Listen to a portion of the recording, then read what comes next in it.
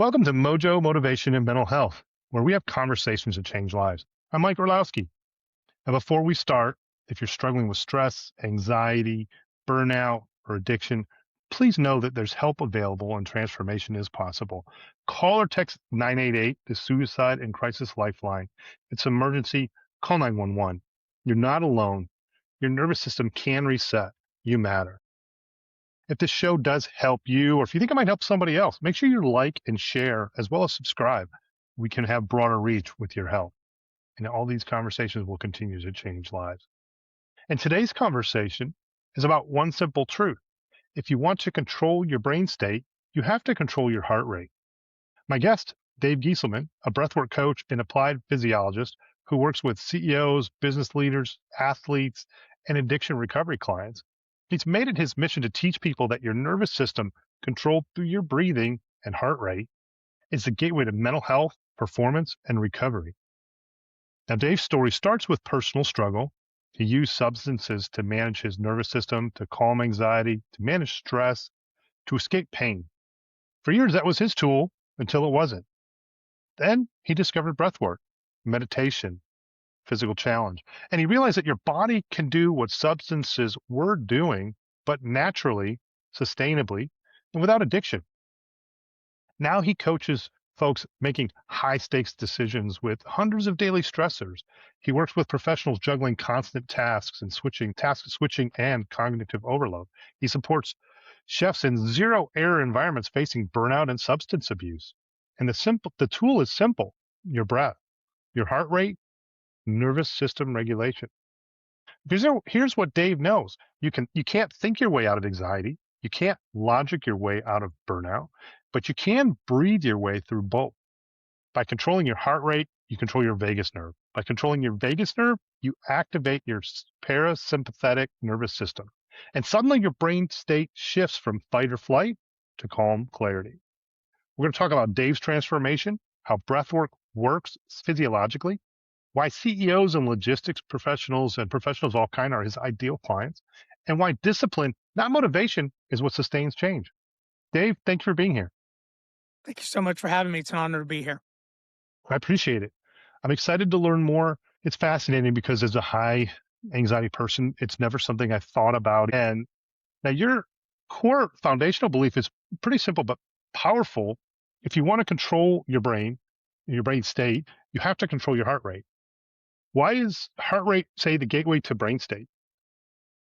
So it's a great question, and it's a great place to begin this conversation. Mm-hmm.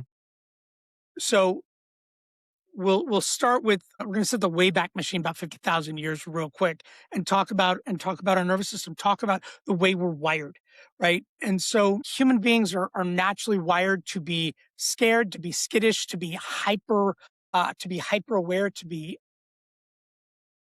to look for anything negative, to look for, calm, confident, fearless Homo erectus got eaten, right? The guy who confused the rock for the bear and ran survived, whereas the guy who confused the bear for the rock and didn't, right? Yeah. So we are Right. we are evolutionarily trained and wired to look for negative information. We are wired to look for things to be afraid of. And human beings naturally take in about 9 pieces of negative, fearful information to one piece of positive information, which means that we create meaning, we create all kinds of stuff. When we go into fight or flight, when we go into our sympathetic nervous system, fight or flight, one of the things that happens is we lose access to our neocortex and our frontal lobe. The highest functioning parts of our brain go down and stop being accessible to us. And there's a really good reason for that. When you encounter 50,000 years ago, if you were to encounter a wolf, your body would snap into fight or flight. And a lot of things would happen. Your eyes would dilate to take in more information. Your heart rate would increase to provide more blood to your muscles. Your airways would dilate, pulling in more oxygen, more fuel to to go into fight or flight. So you encounter a wolf, and since since you're not going to take this guy on, your choice is to flee. Your only job in the world becomes to escape the wolf, right? And when your only job in the world is to escape the wolf, there are certain things that don't serve you. And so your body shuts them down. When you are in your sympathetic nervous system, your body slows down your digestive, your elimination systems, right? It slows down your libido. It slows down all kinds of things because when your only job is to escape the wolf, having to pee real bad, having to poop real bad, being super hungry, being super horny, those things don't serve you.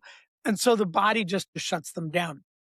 For the same reason, when your only job is to escape the wolf, deep, complex, long range, abstract thinking also doesn't serve you. So you lose access to that part of your brain. The belief when we are under stress, when we are in a stressful anxiety situation, the belief is if I can solve the problem, the stress level will decrease. The exact opposite is true. Until you can decrease the stress level, you do not have access to the part of your brain that can solve the problem. Right. So to go back to to mansplain evolution and the nervous system real quick. That's the deal. Here's why this is important to the first question. Your heart sends 60 times more information to the brain than the brain sends to the heart. Your brain state is slaved to your heart rate. You cannot have a slow heart rate and a runaway brain. They Mm, don't work. Your brain state is slaved to your heart rate. If you want to control your brain state, you have to control your heart rate. If you want to control your heart rate, you have to control your respiration. The heart rate is slaved to the respiration. You cannot have a runaway heart rate and be breathing slowly, deeply, and calmly. It doesn't work. And so the one lever we get, I can't change my heart rate. I cannot sit here and change my heart rate. What I can do is I can change my respiration. yeah. I can slow my breath down. I can breathe through my nose, into my belly, deep diaphragmatic breaths. And in that, my heart rate must slow down. Mm, When hmm. my heart rate slows, my frantic, anxiety ridden brain that is running in fight or flight goes, yo, I thought we were freaked out about the thing. And the heart goes, no, you're freaked out about the thing. You're at an 11. We need you around a 6. And when the heart rate slows, the brain has to follow. So what this means is you cannot think yourself into feeling safe. You must feel your way into knowing you are safe. Never in the history of calming down has anyone ever calmed down by being told to calm down, not even by you. You cannot sit Right. there and go, all right, I just need to calm down. I need to settle down. I need to figure out what's what. I just need to just calm down. You cannot tell yourself to calm down. What, what you can do,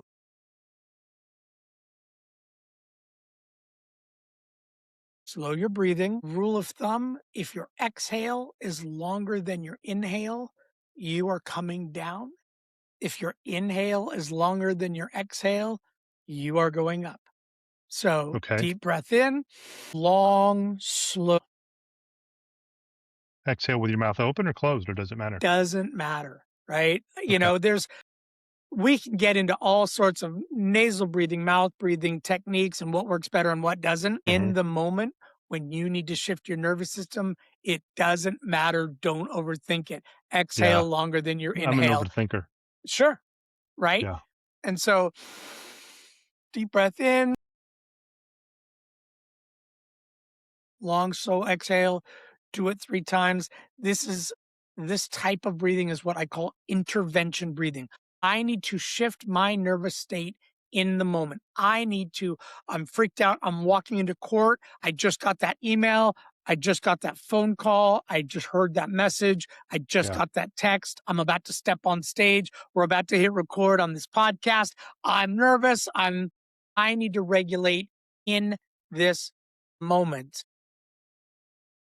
And this is intervention breathing, and it will shift your nervous system right now. Perfect example was yesterday morning. I walk the dog about 5 o'clock every morning, and on the last section, I was going down this one street, and it ends at a big road, and I turn around and come back. But I get about halfway down, and I saw this big stray dog walking, and it luckily turned the other direction. But as soon as I saw it, I mean, thankfully I stayed pretty calm. I was like, no, we're going to turn a U-turn, and we're just going to go the other direction. So fight or flight kicked in. I'm like, I got a 40-pound dog. This dog was about 100. I don't know whose dog it is. We're going to go the other We're not direction. messing with So that thing. yeah, and I could feel my energy higher. I kept looking over my shoulder. I was anxious. Stayed more calm than maybe not, but I could have been calmer because I probably didn't practice breathing because, like, it is a practice. You do have to build some practice so that I say, muscle memory gets used to doing it, right? Absolutely. Absolutely. I mean, my background is I grew up in professional kitchens. I grew up in as a chef. I cooked professionally for 30 years here in Los Angeles. I've been Hmm. shouting just fucking breathe at cooks for 30 years. Right? You got Yeah. this one kid, he's down at the end of the line, he's relatively new, he is hopelessly and helplessly in the weeds. He's got one tone nailed to the ground, he's turning in circles. He doesn't know if he's coming or going. He knows what he needs to do. He's having a hard time prioritizing all of it, right? And he's just locked in fight or flight. And so, buddy, I need you to set everything down. I need you to take 2 steps back. I need you to take 3 deep breaths, right? And what this does, and this is sort of the beginning. And by the way, I had to do this with me first. What this does is it's a pattern interrupt. I set everything down. I am changing what I'm doing. Take 2 steps back. When you step backwards, when you walk backwards, your body goes into ideal biomechanical posture for breath. You go into an ideal biomechanical state. When you took a step back, your shoulders rolled back, your body went erect, your chin came up a little bit. Because when you're walking backwards, your body doesn't know what's behind you. You can't see behind you. So it is in Kind of its preparing. most Yeah. stable position, right? It is in Yeah. its most stable position to to catch itself, to if it steps on something to restabilize. So you just go into sort of a really good biomechanical posture. Then 3 deep breaths in through the nose, out, in through the nose. And by the second breath, this cook is really panicking because he's busy worried about what everybody else is thinking. But by that third breath, in through the nose, his nervous system has shifted, and you go, "What are the next 3 things that you need to do?" And either they know or they don't. And if they go, "I don't know," awesome. I need this. I need this. I need this. Those are the next 3 things I need from you. I don't need anything else. When you get those 3 things out, I will tell you what I need next. Right. So we have now removed all of the storytelling. We've removed all of the anxiety. We've removed all of the, I think I need to do this. I need to get this thing going. We've removed all of that. We've shifted out of fight or flight. We're now into our parasympathetic nervous system. Neocortex is back online, which means I can just now think through what I need to do and just be in those actions. Everything that I have done has stemmed from that basic scenario. And okay. Well, let's back up a little bit. Obviously, you grew up, you're working in kitchens. It's kind of where you got your start, and what kind of led you on this journey over time, right? You escaped and you used substances to manage your nervous system, and that was while you were a chef, correct? Absolutely. Yeah, I started cooking professionally very, very young. Hmm. I fell in love very early. I was fortunate to have adults around me who didn't feel the need to steer me away from that. They just opened the doors that they could for me. And I started cooking professionally very, very young. Hmm. And kitchens are stressful, high intensity, high speed, high stress environments. And I, like many young cooks, attempted better living through chemistry, right? I, Hmm. attempted to regulate my nervous system. I calmed down with alcohol and Hmm. and ramped up with cocaine and tried, got into weird cycles, and inevitably uh, addiction set in. Inevitably, really, really destructive cycles set in. Hmm. I was born with the genetic predisposition toward addiction. Addiction is genetic, and at some point that sort of that line of genetic code went live on me, and I found myself unable to stop, unable to regulate. And in my early 20s, I was fortunate to get into recovery. I found the rooms of 12-step recovery and was very fortunate to do so. I've been sober 27 years now. I've been sober now most of my life, and so I was willing to give up whiskey and cocaine. I was unwilling to give up professional kitchens. So I had to find a way to regulate a nervous system. And so breath work, mindfulness, meditation, Brazilian jiu-jitsu, ice baths, tough mudder, Spartan races, anything that was hard, painful, or miserable that I had to kind of work through, that I had to regulate a nervous system through, were what I did. And so, what did breath work do and meditation do that the substances were doing? And what is that transition like? Because I'm sure there are a lot of folks out there that are taking medicines, whether it be, painkillers or the hard stuff, right? Don't have any knowledge whatsoever about breath work and the impact of it. What is that? What is that like? I'm assuming in a lot of cases people need more than just breath work to recover, but at the same time, breath work can get them on the right track. Yes, it is a no when you have this busy mind and you have this busy nervous system, giving it something to do is really important. And so in the beginning, it began with doing breath work just kind of by myself, and it looked very meditative. It looked, I Hmm. just need to like find calm, find center, find where I was just sort of okay, right? Find that place. And and I'm a super sort of active type A kind of guy. And I found that in the beginning, me closing my eyes and trying to just breathe and not do anything, I would, I would rather tear my skin off and set myself on fire. I couldn't do it. And so I found like Wim Hof style breathing. And so it was something to do. It was really about giving the monkey a job, right? Breathe. Okay. In, out, in, out, set a timer, breathe really hard for 2 minutes, and then take a great big deep breath in and hold it as long as you can. And as soon as you let it out, start breathing heavy again. In, out. Do this. And you find this sort of meditative state. You find this place where you kind of go away and you find this meditative state. And when you begin to explore that, what you find is things like flow state, transient hypofrontality, where the prefrontal cortex kind of shuts down and you go into you're breathing you're kind of breathing your tail off, but your mind gets real calm.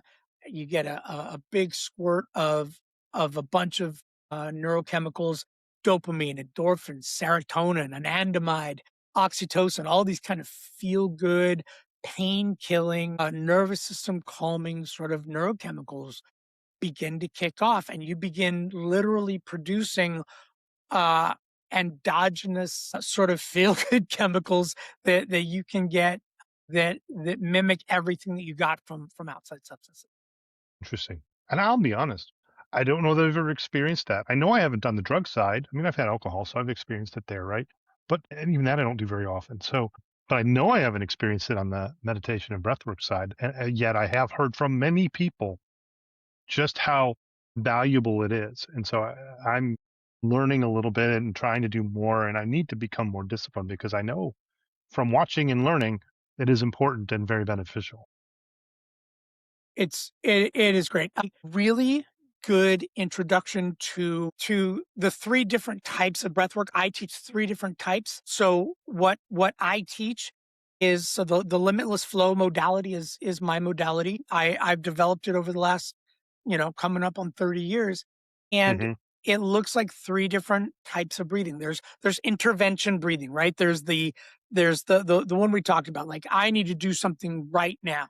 And you do Hmm. something like the physiological sigh. If you listen to Andrew Huberman or any of these guys, a lot of these guys talk about, because it's a really easy breath, is you take a deep breath in through the nose, then you take a second breath top it off, hold, and then a long, slow release. Do it again.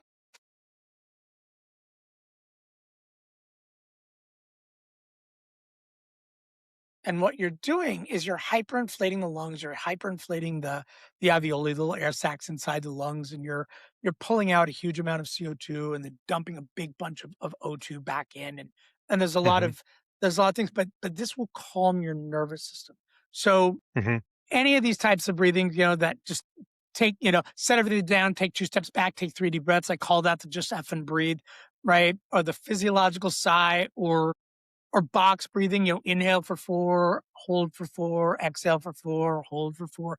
Any of these things will shift your nervous system really quickly, really rapidly. So I use these as interventions when I'm anxious or I'm afraid or I'm stressed out or I need to make a decision. Just engage one of these breaths. And it's a discipline. It starts by, oh yeah, I need to remember to do that. And the first few times you do it, you're like, wow, that Yeah. really worked. And so Yeah. it becomes sort of default. Like when I get worked up, this is what I do because it works, right? Yeah. It's effective. For The for it to be most effective, how long would you say a person needs to do that? 15 seconds, right? I mean, Yeah. So not long at all. Yeah. no, these, like I said, these are interventions. These are like I am stepping up onto the stage where I'm about to speak publicly, which is my deepest, most profound fear. What do I do right now to calm myself? And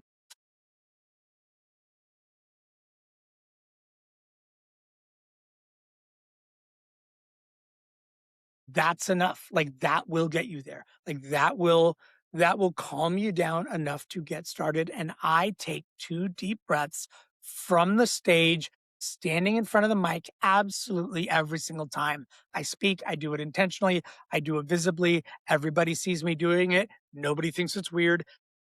They they watch me literally calm my own nervous system right in front of them because look, when I speak publicly, I get nervous. And and I don't think I shouldn't. I think it is It's exactly normal. Yeah. appropriate. It's a normal thing to get nervous, and I don't fear being nervous. I have answers to nervous. I don't Yes. fear anxiety. I have answers for anxiety. So, intervention style breathing.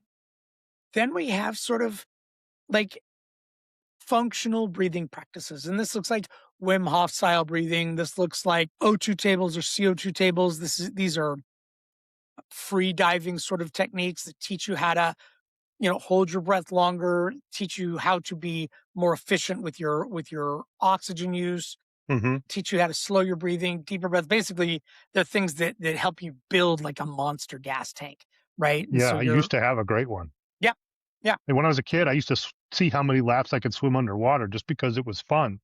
And I think I was up to over 100 feet. I probably couldn't go a third of that today. sure. Sure. All it takes is practice. And if you have a regular functional breathing practice, look, I have a 65-year-old asthmatic retiree client who can hold his breath for 4.5 minutes, Wow. right? That's Like, that's amazing. Yeah. but Wow. what that was consistent practice, consistent sort of challenging himself, and we worked together. When he came to me, he was going to Machu Picchu in a couple months, and he knew he was getting older. He knew he had asthma.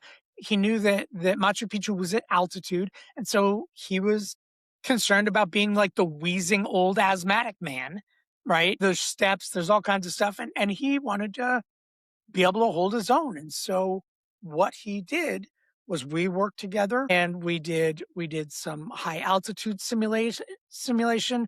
We did we did free diving sort of exercises just to kind of build that gas tank, build that capacity.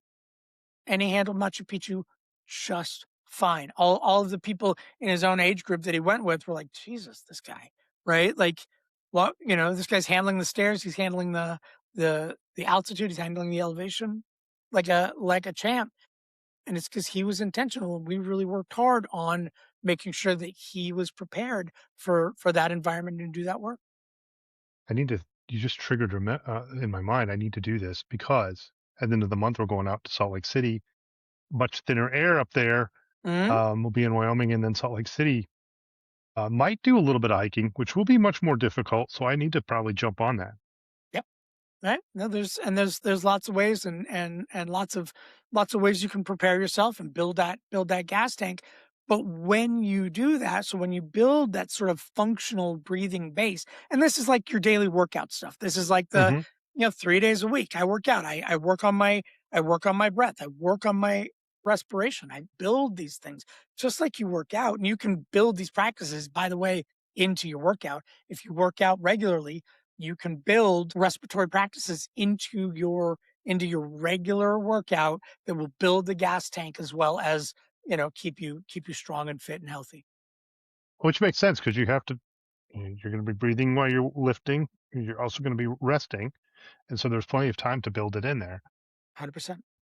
Now let's talk about. You mentioned, I believe you mentioned the vagus nerve, and I've heard a lot about it. I'm no expert, but what does it do? How do you activate it through breathing, and what is the impact there? So the vagus nerve is the 10th cranial nerve. It runs down the left side of your body. It is the longest nerve in the body, and it is responsible for your parasympathetic nervous system. It is responsible for your parasympathetic response. And what that means is that through breath, you can shift the nervous system.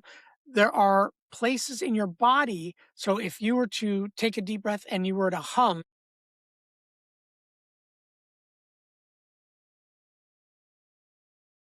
your vocal cords along your left side are literally massaging. They are massaging your vagus nerve. So when you do that humming, when you do that oming, so people, traditions for thousands and thousands of years have hummed, have chanted, have omed, have made some sort of vocalization in meditative ritual is because it is calming. There are points in your ears that touch the vagus nerve, and so if you massage the like that the shell of your ear, right? You can actually calm. It's one of the places where you can actually touch the vagus nerve, and you can calm the body through this method. So the vagus nerve is the long nerve that runs down the left hand side of your body, and it is responsible for your parasympathetic response. And vagal tone, you will hear that term a lot. Vagal tone refers to how easily you shift back and forth between sympathetic and parasympathetic. You're supposed to go back and forth. You're supposed to, that the heart rate variability of the sort of the cool metric that people are watching right Yeah, now, my the watch has one of them. HRV, right? And high HRV just means that you very smoothly and fluidly move back and forth between sympathetic and parasympathetic. It happens a million times a day, and the smoother it transitions back and forth, the healthier your nervous system is because it's supposed to go back and forth a million times a day. Yes, Before I forget, what's the difference between sympathetic and parasympathetic? sympathetic is fight or flight, parasympathetic is rest and digest.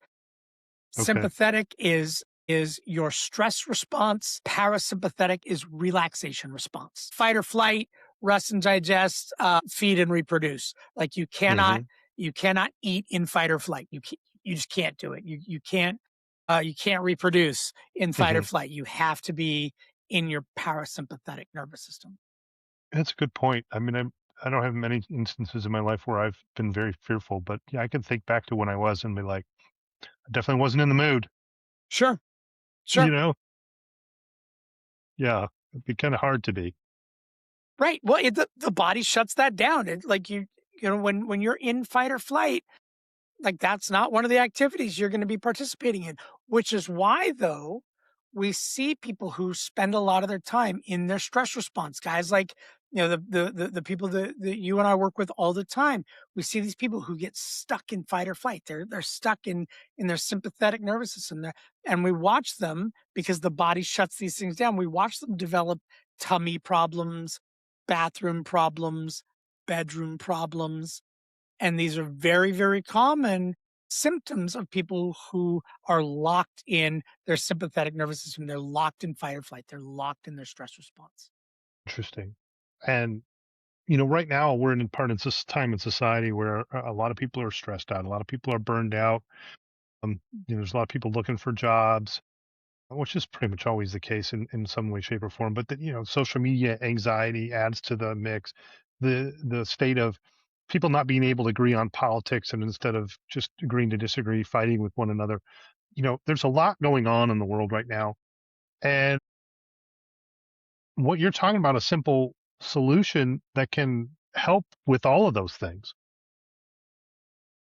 Yes. Beginning with not paying attention to all of it. Look, the human brain is not built to track the misery and suffering of everybody on the globe. You Yeah, cannot care about all of it. I know right. you want to. I know feeling like being a good global citizen means that I care about you, the misery and suffering of everybody. You just can't.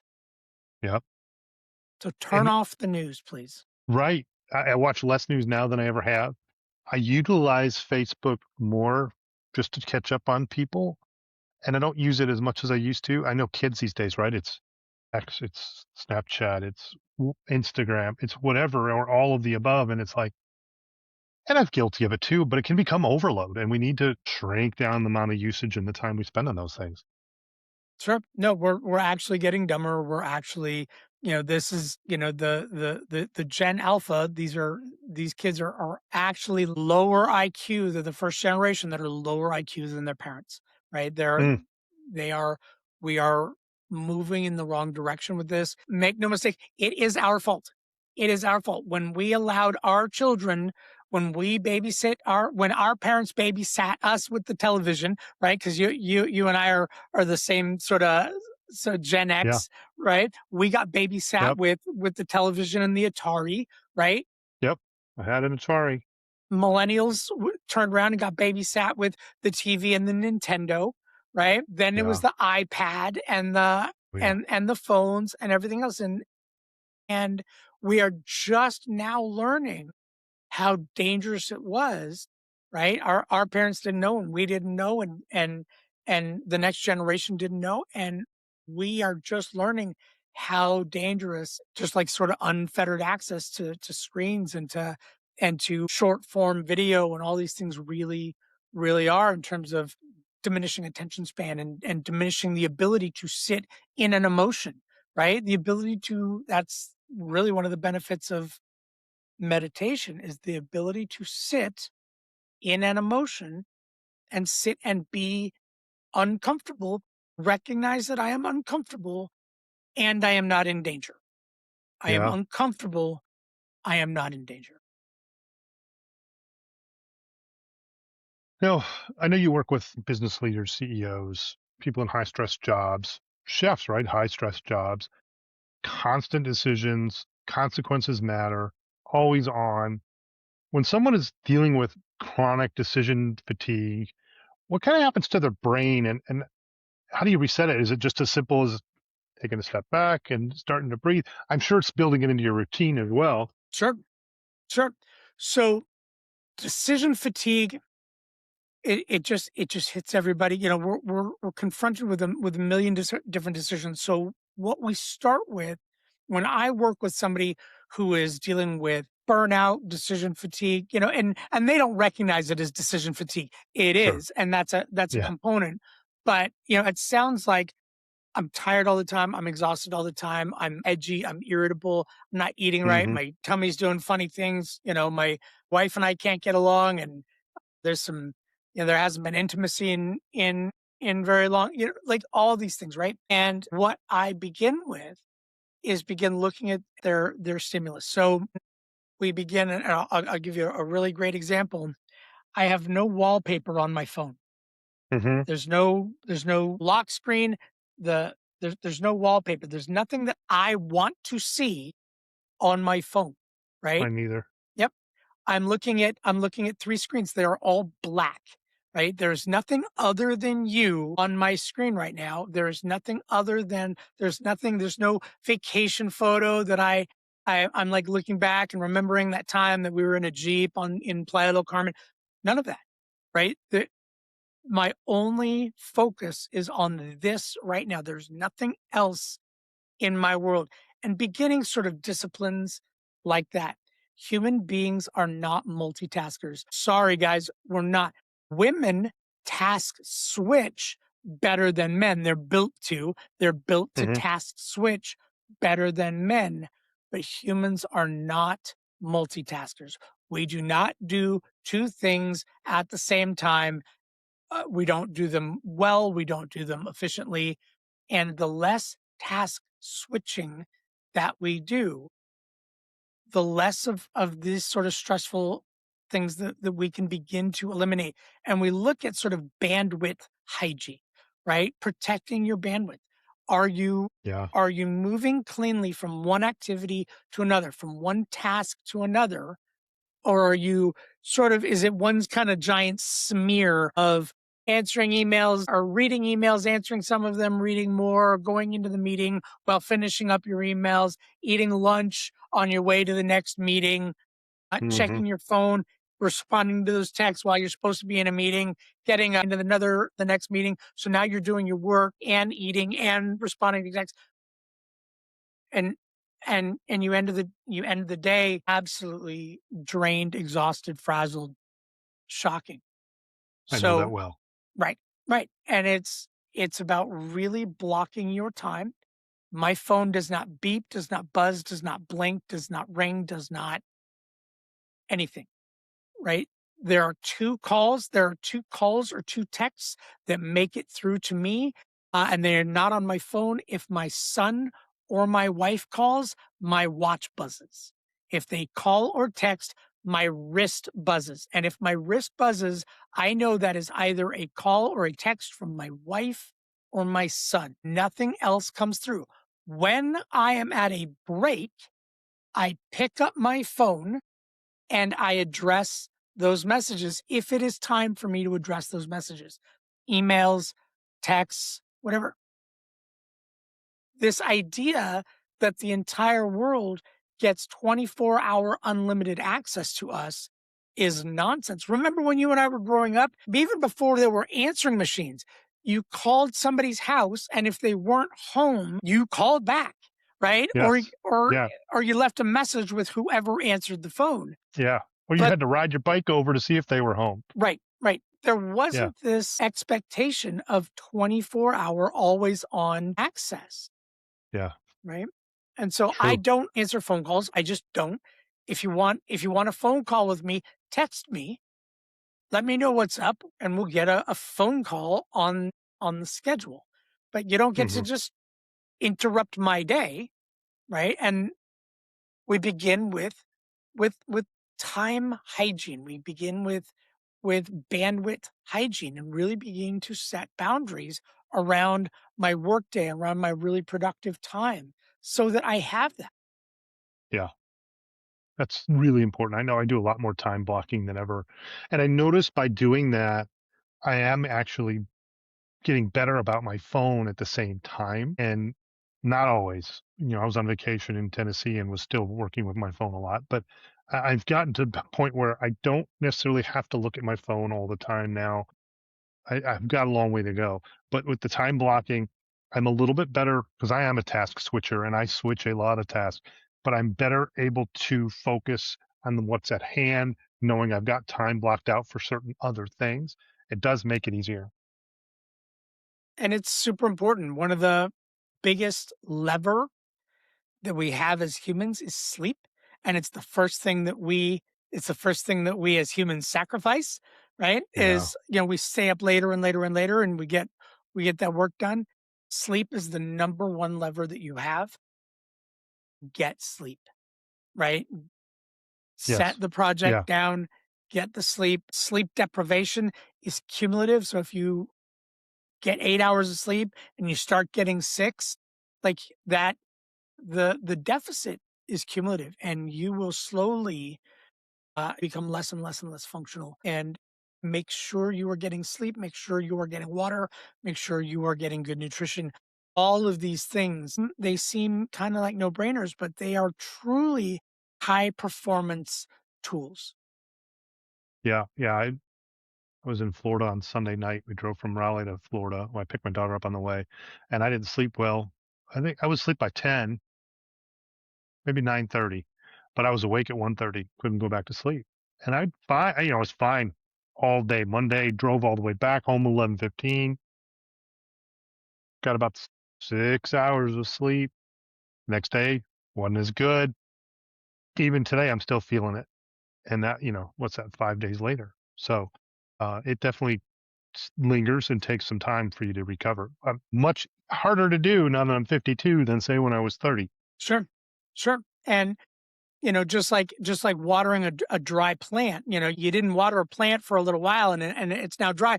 Dumping 5 gallons of water on it doesn't Yeah. help, right? So No. so crashing and sleeping for 14 hours doesn't doesn't refill that cup, True. right? You Yeah. have to let consistency over dosage every single time. Get Get the good sleep. Make it a habit. Have good sleep hygiene. Make sure you're turning off screens an hour before it's time for bed. Make sure you're not doing anything in bed. Bed is for two things. One of them is sleep, right? If you are doing anything other than those two things in bed, when you get in bed, your body doesn't know that you're getting ready for sleep, right? If you read in bed or watch TV in bed or eat in bed or it's a hangout place, then your body doesn't know that when you get in bed, it's time for sleep. If there's only two things that you do in bed and one of them is sleep, when you get in bed, your body knows it is time for one or two activities and it will prepare for those activities. Don't give it a big menu, right? Yeah. That makes sense. So beyond stress management, you help people access flow state. And let's talk about that a little bit. It's an optimal performance zone, right? You're in the zone. How does breath work help you access flow state and why is that so valuable for say high performers? Super good question. This is where like I nerd out. Like this is where I really get into sort of next level conversations. Flow state is that moment of like rapt attention. Flow follows focus. That moment where you are completely focused on the task at hand. And it's Hmm. that you've experienced flow state a million times in your life. So has everybody else. Is a normal biological state where you are so focused on something that like time dilates. You thought you were at it for 20 minutes. It's been 2 hours, Yeah. and you sat down to write that quickie email, and an hour later, you've written this giant essay. You don't know where the time went. It is that, that so time dilates, your sort of ego falls away, like you sort of disappear, that they call this runner's high, right? When just like Hmm. the the sort of the ego just kind of goes away. It falls into the background and it's just your body is doing a thing and you're just doing a thing and you feel good and you're operating your best and you're doing your best and you're thinking your best and a lot of these runners have these like crazy epiphanies and hugely creative thoughts in this state. It's transient hypofrontality. Transient meaning it doesn't last real long. You can cultivate it but not capture it. Hypo meaning slower or less than. Frontality referring to the prefrontal cortex. It is a dimming of the prefrontal cortex. This is the newest, most human part of our brain. It's a part of our brain responsible for our sense of self, our understanding of time. It's all the executive functioning, long range planning, risk assessment, all of these things. The part of your brain that scrolls Instagram and compares your shitty life to everybody else's awesome life, right? The Yeah. voice of Yeah. the voice of the critic, right? The voice that follows you around and tells you that you suck, right? Right. That's the prefrontal cortex. And in flow state, we dim that part of our brain, it goes away, time dilates, we go into this like really sort of sensory rich place, high information place. We experience this huge burst of creativity and productivity, and we can get there using breath work. It's what runners call runner's high. It's what extreme sports athletes call the zone. Surfers, snowboarders, free solo climbers, skydivers, right? And what happens is when you get into that space, whether you do it by jumping out of an airplane, dropping into the barrel of a wave, doing jazz music, there's 22 different flow triggers. Once you stack between 5 and 7 of them, most human beings will drop in. It is a measurable neurological, neurobiological state that that you can measure. Like we can stuff you in an fMRI machine and go, up, there it is, right? This part of your brain went dark, this part of your brain lit up, like you're Interesting. in flow state. And Interesting. so using breath work, the third type of breath work that I teach is high intensity flow state breath work, where you're laying down. You don't do this by yourself. You don't do this when you're driving or whatever, but you lay down and you participate in a guided breathwork session through the breath. Now you're completely focused on your breath. You're completely focused on your body. There's a skills challenge sort of balance. So you're kind of breathing harder than you normally would. You're completely focused on this. And at some point, like you vanish, like you go somewhere else and you go into this really high function, high creativity sort of state. Your body, your mind begin processing information about 100 times their normal rate. And it has a neurochemical trail that lasts for hours up to days. And so the people who spend the most time in flow state, whether they be surfers or musicians or artists or writers, but the people who have figured out how to capture flow state are the happiest people on earth. The people who've figured out how to regularly cultivate flow state are the happiest people on earth. Ask any surfer, right? Yeah. They're, Hmm. Yeah. because they're hitting that state, and human beings have been chasing this state from the dawn of time. The flow state, the economy, the flow state economy, right? Anytime you go to a watch or go to a professional sports game, you are paying to watch people in flow state. You are paying Yeah. to watch people at their sort of optimal place. Every time you go to a concert, you are going to watch people in flow state. And by the way, while you're watching those people in flow state, you are experiencing a different kind of flow called ecstasis or group flow, where you are in this huge group flow experience. It's the same reason why you feel connected to everybody in your church or in the concert. The moment that musician turns the mic around and the entire arena starts singing the same song in, and you just feel this amazing state of power and connection.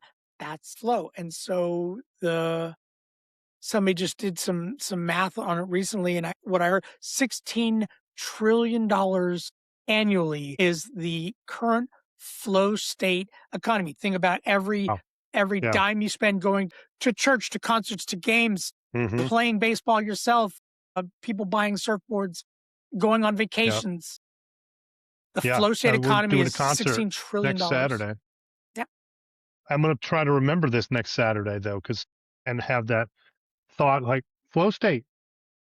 there it is. When that moment you are completely focused on a thing, and there's a bunch of people, because there's individual flow, there's group flow, and then there's ecstasis, there's group Hmm. flow at scale, right? And Yeah. it's the Like thing you feel everybody in a singing the concert. song, Yep, yep, you know? yep. Oh, it's always one of the most fun times of the concert, right? Everybody's singing along. Nobody cares about their voice, and it just feels terrific. and You it's get why the when you're energy. walking and it's why when you're walking out of the concert, like, everybody just had this group experience, which was everybody's, feels good, and we're all friends, and we all just came out of this huge experience together, Yeah. right? Yeah. Then why in the heck, when everybody comes out of the Knicks game, do they destroy the taxi cabs and the pickup trucks and like the other night, like, why are we burning stuff? They didn't even win the championship. So I mean, I get it, right? The people that were in the game, a lot of them probably experienced it, right? The guy made an amazing shot, and I'm not a Knicks fan. He made an amazing shot. Unbelievable way to win the game. You come out of it in the flow state. And then some people, I don't know, they must come out of it really fast because it's like, well, let's destroy the taxi that's Well, out no, here. there's still look, flow state is morally neutral, right? They're Yeah. just in this high energized, high activity, high performance state. And they're around a bunch of people who are all doing a thing. And I mean, there's good and bad in all of it. Flow Yeah. is Yeah. completely morally neutral, right? There is, Riots are flow state, right? Right, Yeah, because they're all on the same wavelength, if you right. will, right? There is a combat flow, right? Where Yeah. where a Yeah. SEAL team goes into flow and do really bad shit to bad people. And Sure. right, they are in flow state. They are in in group flow. So flow, like let's be clear, flow is morally neutral. It is, you can do good shit in flow, you can do bad shit in flow. Flow is a state. It's not a, it's not a compulsion to Sure. set things on Sure. fire or do altruistic stuff. Yeah. Yeah. No, sure. And I didn't mean it to come across that way either. I'm just trying to process my perception of the way people act sometimes. Now, one other thing I know you mentioned to me was motivation is a lie. Discipline is what matters. Resistance is normal. Kind of explain that. I mean, I understand it because I always grew up and we grew up with discipline in our lives. And for us, discipline kind of bred our motivation because if you get into that habit of having discipline, it leads you to do things and to take action. But what is your opinion and or perception on that? So the word discipline has gotten a bad rap, has got needs some new PR, Mm, needs a new yeah. PR company. Discipline just means repeated execution of a behavior because Hmm. it is a beneficial behavior to you, right? Like I pay my mortgage not because I like giving away the money. I pay my mortgage because I like the effect that that paying my mortgage produces, right? I enjoy the effects of putting gas in my car. I don't enjoy Hmm. putting gas in my car, but I sure do enjoy the effects of putting gas in my car. I enjoy the effects of paying my bills, right? And so I do these things with a level of discipline, right? I, Yes. I don't enjoy getting into ice baths. I do it because I enjoy the effect. I like the way I feel after, right? Hmm. And so discipline, I go back to something I said earlier, that the consistency beats dosage, right? And so if you can Hmm. do something regularly Hmm. and understand, to go back to flow, understand that there is a cycle to flow, right? There's a cycle. The first stage of the flow cycle is struggle. There is always struggle at the beginning of everything. The lie, right? The lie of motivation is that one day, if I do the right things and I'm disciplined enough, the lie is that one day I will wake up motivated to go to the gym, go for my run, respond to all those emails, mow the yard, fold my laundry, like whatever the thing is, right? Look, the first mile of any jog sucks, right? The first Sure. round of any Yes. Soul Cycle or Peloton class sucks. Warming up at the gym sucks, right? Like Right. the toughest Yeah. part of going for a run is putting on your shoes, right? And that Yeah. internal Get going. Yeah. battle about whether I'm going to do it. Look, I did Brazilian Jiu Jitsu for a long time. Hmm. Loved Brazilian Jiu Jitsu. I was obsessed with Brazilian Jiu Jitsu. I wanted to go every single day. I wanted to go more often than I could. And every single day on my way there in the car ride over, I debated whether or not to go every Hmm. single time. My God, I'm Yeah. so tired today. Maybe I should just not today. So the lie is the belief that one day that struggle won't be there, that one day I will wake Hmm. up motivated to do these things. Right. Yeah. And Yeah. unfortunately, we live in a world, and I'm gonna get in trouble with a lot of your people here, but we live in a world where guys like Jocko Willink and David Goggins are kind of the voices of discipline, and you got to do it right, and they call you names if you don't, and you do all this stuff, and neither one of them has a life that is attractive to me. Neither one of them has a lifestyle that is attractive to me, and so they use the word discipline, and they throw around these sort of very, very odd belief systems and belief structures that don't make much sense and don't support most humans, right? If you can do the things that work for you and you can do them consistently and understand there's always going to be resistance. I am always going to not want to. And if you understand that resistance lasts between 7 and 11 minutes, Hmm. right? Always. It will always be there and it will always dissipate somewhere between 7 and 11 minutes, right? Okay. I have Yeah. a client, and one of the things that we talk about is because they fight with going on their run. I'm like, cool. They fight with putting on their shoes, going on their run. And one of the things that we do is you are not allowed to decide whether or not you are going to go for a run until you have put a mile down. Mm-hmm. After you have jogged a mile, you are then allowed to decide whether or not you're going to go for a run, Yeah. right? And Yep. I do this with a lot of high performers who struggle with like just that getting started. Like I know what to do, I'm just not doing it, right? How many times have you and I both heard this? Me, Here, I mean, when I walk, you know, I'm to the point now where I know I'm going to put my shoes on. I'm going to get started on my walk because I'm like, "Ah, I don't think I feel it today." Well, I'm going to start it out. And after about 5 or 10 minutes, I'm good. And then maybe I'm not going to do that street this time, but I do it anyway. right, right.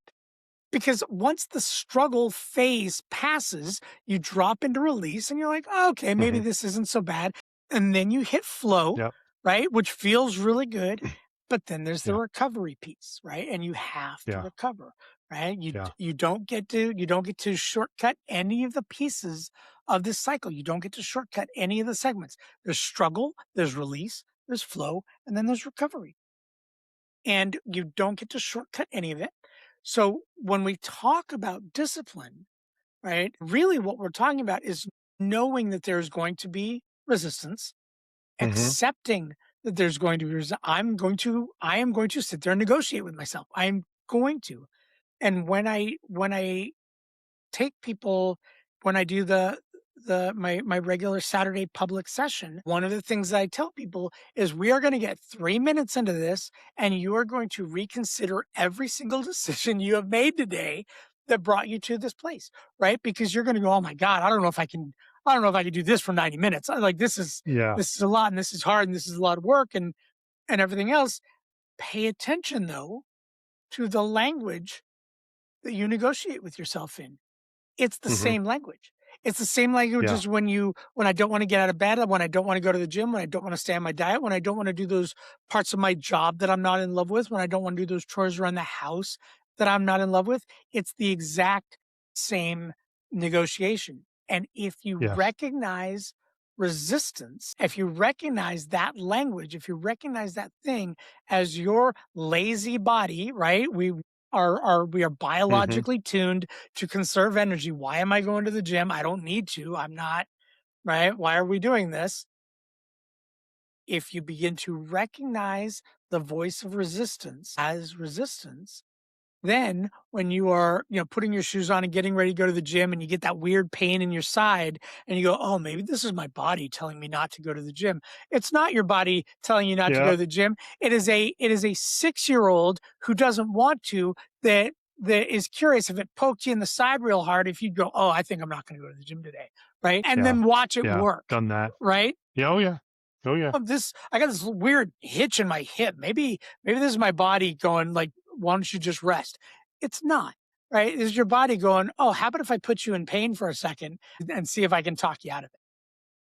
Right. Oh, I played that game and I've won it and I've lost it. Now I do have, and I have it on my phone actually. You have a link to it. Your breathwork app that you design in Canva. It's mobile optimized. It's very easy to read. Tell us a little bit about that and what it's for, what different things it can be used for. I mean, I know we're already at an hour, but I want to make sure we talk about it and help people understand because it's very important. It's valuable. Sure. So, Limitless Flow to Go, and what it is, it's a quick and easy guide. The front page is, and what it is, it's a mobile optimized. It's an appified PDF, is what it is, and it's got a Hmm. bunch of buttons on it. And you just press the buttons and click on the buttons, and it'll take you to specific pages in this PDF. And so, it's all it is. It's an appified PDF. And basically you go to the front page of this and it'll ask you, so what is your kind of state? Are you anxious? I can't sleep? Am I feeling fuzzy? Am I feeling, like I'm just like not connecting. I'm not firing on all eight. What's going on? And you click on that and it'll bring you to a menu of 3 or 4 different tools that you can use right now that will Hmm. shift you out of that thing. And some of them are breathing techniques and some of them are sort of like mechanical style interventions, right? Some of them are like if you are like so anxious and you can't even bring yourself to like do a breath technique, put an ice cube in each hand and squeeze it until it melts completely, right? And what this does is panic, fear, anxiety, stress, none of these things live in the present. They are all me projecting about this painful thing I'm going to experience in the future. I am relitigating the past. I'm either ruminating about the past or I am Hmm. worrying about the future. And in the present, you are sitting there in a room, in your office or your house or whatever, completely safe, right? Your body is responding as though there's a wolf in the room with you. Yes. There's not, right? And Right. when we do this intervention, we squeeze an ice cube in each hand, the discomfort forces you into the moment. You cannot squeeze an ice cube in each hand and sit there and focus on the future or relitigate the past. You Right. just can't It's do not it. a pleasant feeling. Right. And it holds Like, you in oh, the that's cold. present. And Yeah. in the present, you are safe. In the present, everything is fine. I'm breathing fine. There's no current danger in my presence, and it holds you in that moment. And so there's some really great tools if you can't sleep, if your kid can't sleep. There's some really great breathing practices for calming your nervous system or getting some energy, task switching, right? There's some really great tools in there to help you move. All of these things use the breath. All of these things are applied physiology. I'm not guessing at any of them. This is how the machine works, right? Hmm. Yeah. There's no crystals, no chakras, no energies, no vibrations involved. This is all applied physiology. It's all exactly how the machine works. And learning that if you understand how the machine works, you can operate it at a high level. The example I will give is you take any random 16-year-old and you drop them behind the wheel of a Ferrari, right? That kid will wrap that Ferrari around a telephone pole in about 20 minutes, right? Won't take long. Or Yeah. less. Or But less. if you take that same kid and you spend some time teaching them how to operate an overpowered over-engineered machine, they will do as well as anybody, road, track, mountain, traffic, like whatever. They will learn how to operate an overpowered, over-engineered, like hyper-responsive machine. By the way, every single one of us is sitting inside an overpowered, over-engineered, hyper-responsive machine. And the minute you learn how to operate it at a high level, the minute you learn how to operate it under stress at a high level, it looks on the outside like you're the one with superpowers. Look, when the shit hits the fan, human beings look for the calmest person in the room, right? And True. Yeah. that person, regardless of their title, is automatically the leader, right? Not the most True. checked out Yeah. person in the room, not the person who cares the least, not the person, no, but the person who understands what is going on and is not responding emotionally. That person is automatically the leader. And it looks like having a superpower. If you are consistently the calmest person in the room because you have a fundamental mechanical understanding of how to regulate your nervous system, then you put yourself in the position of leadership more often than. Yeah. Then that makes sense. Especially if you've been in those situations, you can usually tell. My daughter was in a situation last week where she was at a restaurant and somebody fell. She didn't see him fall, but she heard her friend say, "Oh my gosh!" And he hit his head. And my daughter's in exercise science, but works in a PT office, wants to be a chiropractor. She got up and went over there and helped and just held him in place and talked to him and kept him calm. And I was pretty proud for a 21-year-old. She was able to stay calm in the situation, right? Many of us would keep to ourselves, stay back and watch. You need some calm heads in the room. Last question, I guess. You went from substance abuse, high stress environments to working with folks and using breathwork to help yourself and them. What's possible when we understand the nervous system is a gateway to brain state, when we use breath work to get to the flow state? What is possible for us? Sky's the limit. Sky Absolutely, sky's the limit. There's nothing you cannot do. Flow states have been documented to be associated with learning at a 400% increase in learning. Oh, wow. You can learn new skills, you can learn new languages, you can learn new things. The ability to regulate your nervous system and cultivate flow state, cultivate a high flow lifestyle. And it doesn't need to be action adventure sports. It can be through breath work. It can be through meditation. It can be through jazz, music, painting, whatever. But if you develop a high flow lifestyle, the data shows that your ability to learn, your ability to take risks, your ability to operate with a high degree of emotional intelligence goes through the roof, right? And your ability to operate in challenging situations, in dramatic situations, in stressful situations, you know, if you're a big, survivalist guy, if you're a big Hmm. sports person, if you're a team player, if you're a leader, if you're a corporate leader, if you're a business leader, if you're a Cub Scout leader, when that kid falls down and breaks his arm and everybody goes, "Oh my God," right? If you're the one who goes, "Cool. All right, no problem. We're gonna do the," literally the sky's the limit on what you can do when you are a participant and not a passenger in your own life, when you are at the wheel of your own nervous system, not a cork bobbing on the water, just kind of at the mercy of wherever your nervous system takes you. Right. But here's what's amazing about it is your message is powerful, but it's also simple. Like we overcomplicate things so much. Heart rate controls brain state, breath controls heart rate, and yet we don't spend 5 minutes doing this. And it's really simple. And it doesn't take a lot of time. Right, and we are not taught to. Most times when people say, "Calm down and breathe," right? Like, that's the last moment that we wanna hear that. My son grew up with, unfortunately, with me as a dad, and learned at a very young age that my attention could be purchased with 3 deep breaths, right? He's a Mhm. six-year-old kid, comes up to me, he's got this thing that, he hurt himself or he skinned his knee or he did whatever, he wants me to show me this thing, and I go, "You get 100% of my attention, you need to breathe with me." Okay. So take 3 deep breaths.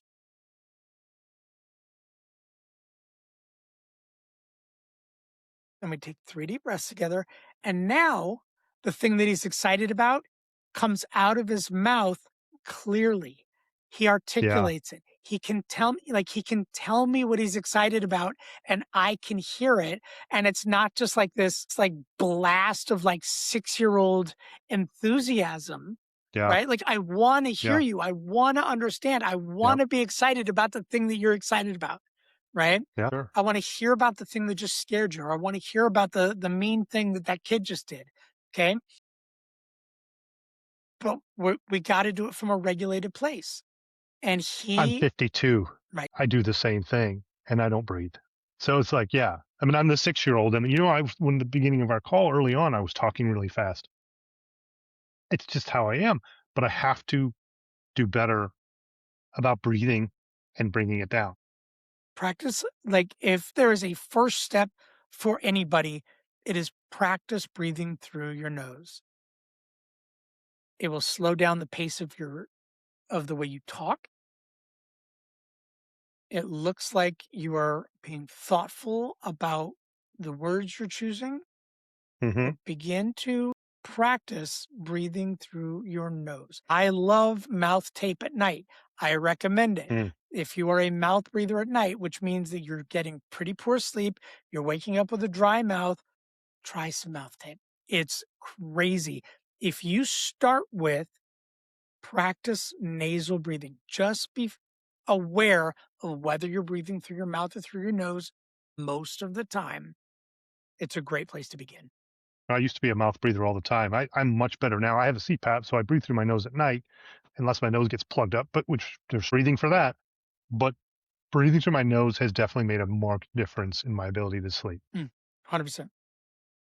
Well, Dave, thank you for very much. Your message is important, and it's something that someone with anxiety, high stress, depression, addiction can immediately benefit from. Now, how do people learn more about you? How do they find you? Tell us a little bit more. Easiest way to find me is go to connecttoflow.com. If you want to connect to flow, you just go to connecttoflow.com. Everything that I do is there.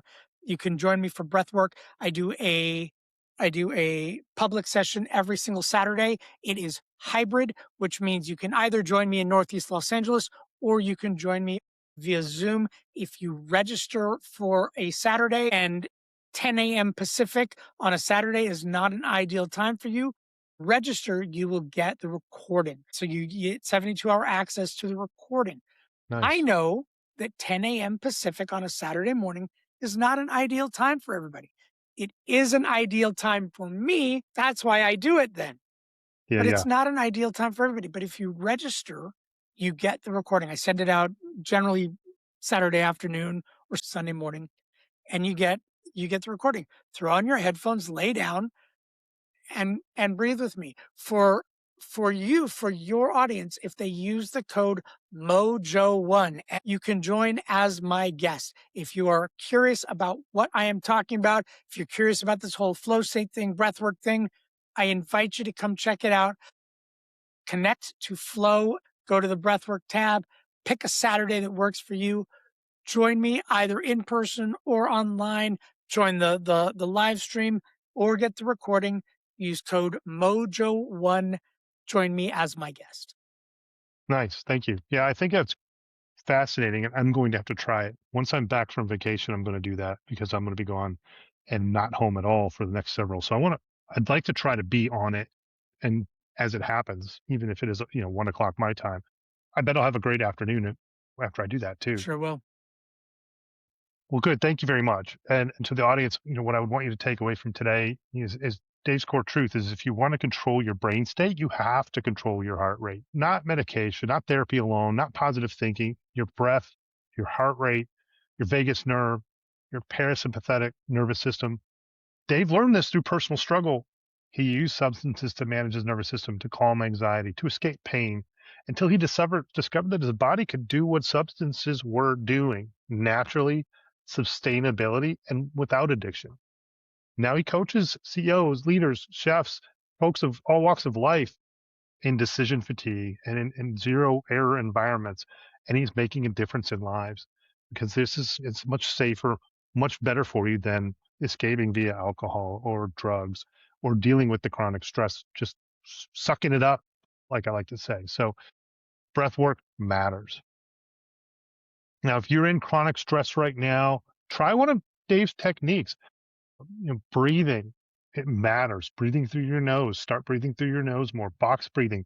Try it. But don't forget about calling 988, the suicide crisis lifeline. If it's severe and it's chronic and you're in a very tough state of mind, ask for help. If it's an emergency, call 911. Just remember, discipline, not motivation. Resistance is normal. Show up anyway. Accountability matters. Persist through the resistance and the habit forms and the results follow.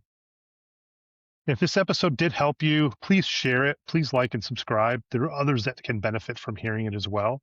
I'm Mike Orlowski. This is Mojo, Motivation and Mental Health. Control your breath, control your heart rate, control your brain state, and get your mojo back. Thank you.